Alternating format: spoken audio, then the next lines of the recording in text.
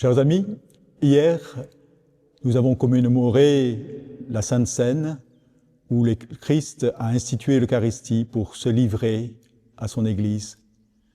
Aujourd'hui, vendredi saint, Jésus accomplit ce don de sa vie sur la croix.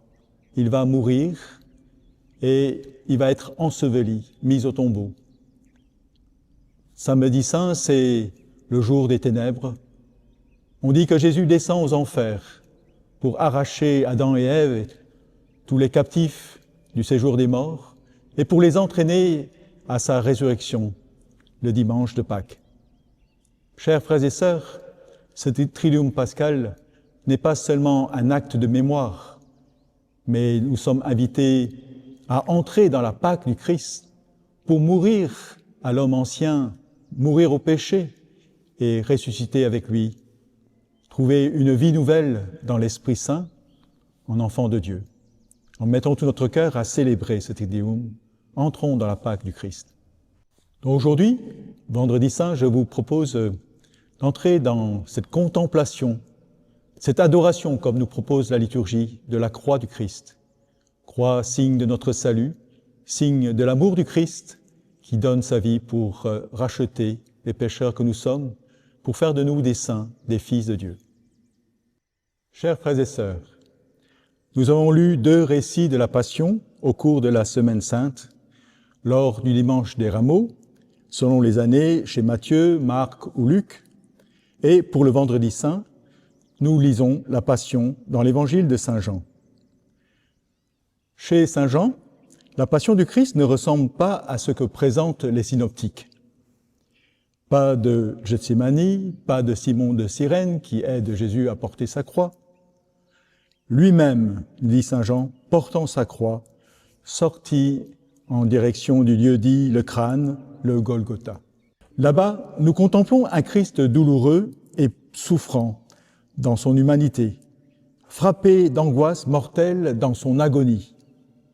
Ici, avec le nom divin « Je suis », qui terrasse ses adversaires, venus l'arrêter avec nombre de soldats armés de bâtons et de glaives.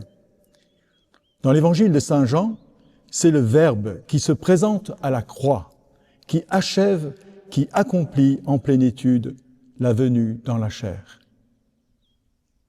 La croix, pour Saint Jean, n'est pas seulement un instrument de torture, mais comme nous l'avions entendu dans l'homélie de Saint Léon le Grand à l'office des lectures, il a reçu sur ses épaules le pouvoir, ce bois qu'il allait transformer en sceptre de sa force.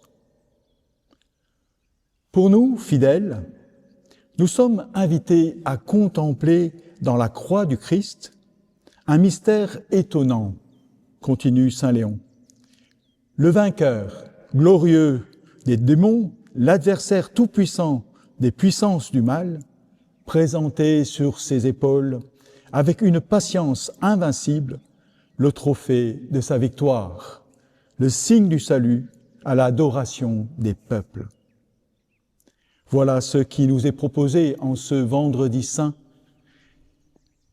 l'adoration de la croix. Et je dis bien l'adoration de la croix, et non pas par euphémisme, la vénération de la croix.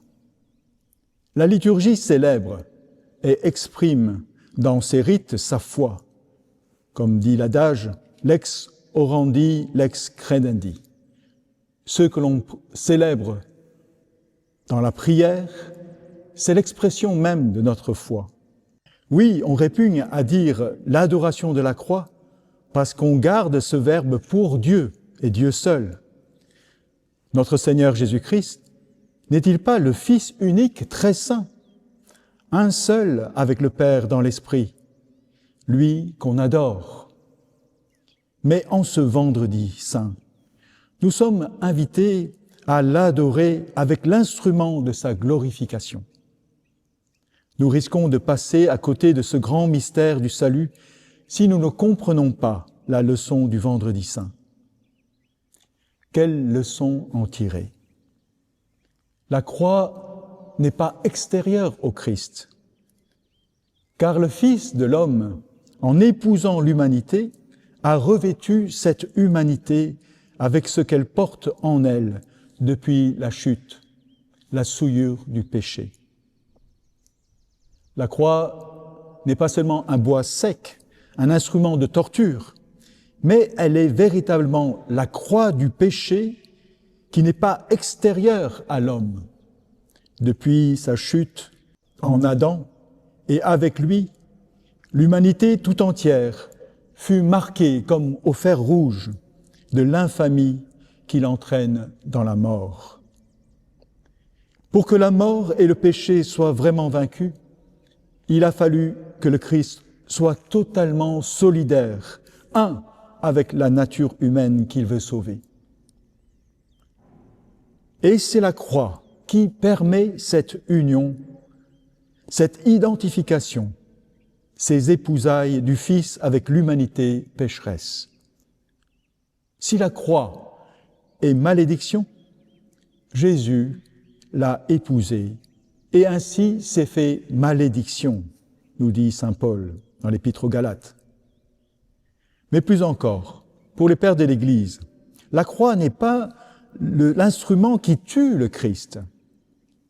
Ils l'ont toujours identifié, à la suite de saint Jean, comme étant l'instrument de sa glorification. La croix manifeste que Jésus est un avec l'humanité dans son infamie, mais également que l'humanité est un avec le Christ dans sa gloire, la gloire de son amour extrême. Il n'y a pas de plus grand amour que de donner sa vie pour ses amis. Par la suite de ses tourments, il verra la lumière, la connaissance le comblera. Le juste, mon serviteur, justifiera les multitudes. Il se chargera de leurs fautes. C'est pourquoi, parmi les grands, je lui donnerai sa part avec les puissants. Il partagera le butin. Oui, chers frères et sœurs, en ce vendredi saint, l'Église nous invite à adorer la croix du Christ.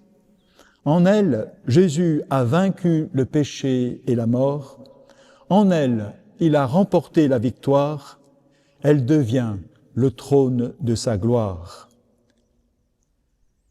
Si dans l'hostie, la parole toute puissante du Christ l'a fait devenir son corps, et que seule la foi puisse discerner le corps du Seigneur dans la croix, la foi seule discerne la réalité du sacrifice perpétuel et nous pousse à adorer le Seigneur en sa gloire. La croix est l'instrument qui permet au Christ de s'unir à l'humanité souffrante. En elle, nous reconnaissons nos semblables, les membres de nos amis, de nos familles, et nous y voyons tous ces hommes et ces femmes qui ploient sous le poids du fardeau et qui sont entraînés dans la mort.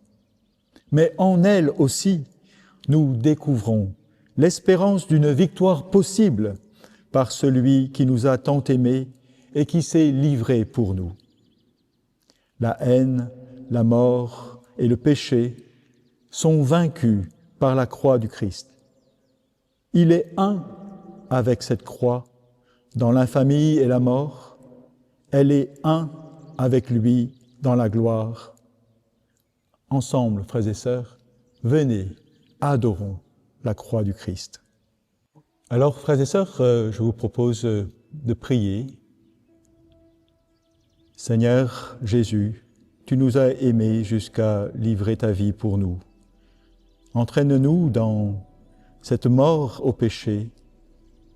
Entraîne-nous dans ta vie, une vie dans l'amour du Père et dans l'amour de tes frères.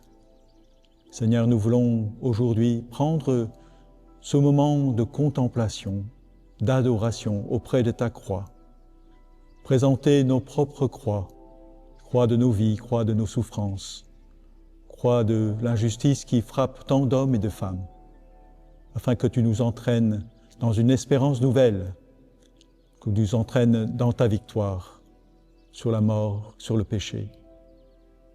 Amen. Comme exercice pratique, je vous propose de contempler un moment de cette passion de Jésus.